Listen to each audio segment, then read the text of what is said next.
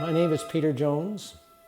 I'm a member of For Our Grandchildren, and I have a personal message for those political leaders, for those diplomats, and for those United Nations representatives who are attending this conference at Durban.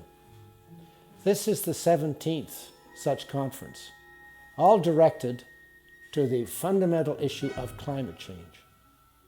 And while those conferences have been held and proceeding, the climate has not improved. The only tangible result of such long efforts is an increase in the quantum of greenhouse gas emissions. So I say to you, this is not the time for another Copenhagen. We don't need charismatic political figures making promises about what will happen. We don't need consensus communiques indicating that all is well.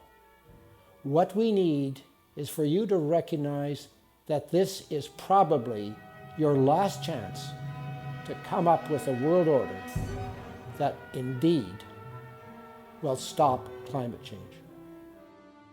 Anyone with a child or a grandchild threatened by a serious medical condition would do anything in their power to prevent that.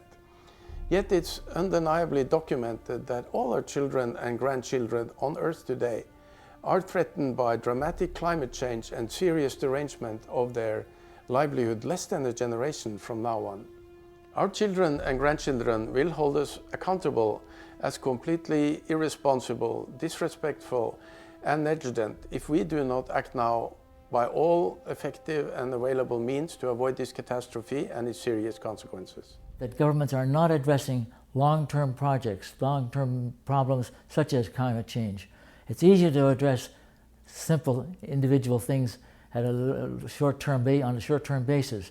It is much more difficult to see a vision of the future and to work your way towards it, realizing that you may not be there when the solutions show their merit.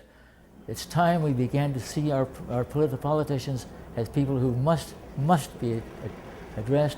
They must be harassed. They must be protested at every turn in order to get them to recognize that the highest priority at this point in time is dealing with the question of climate change.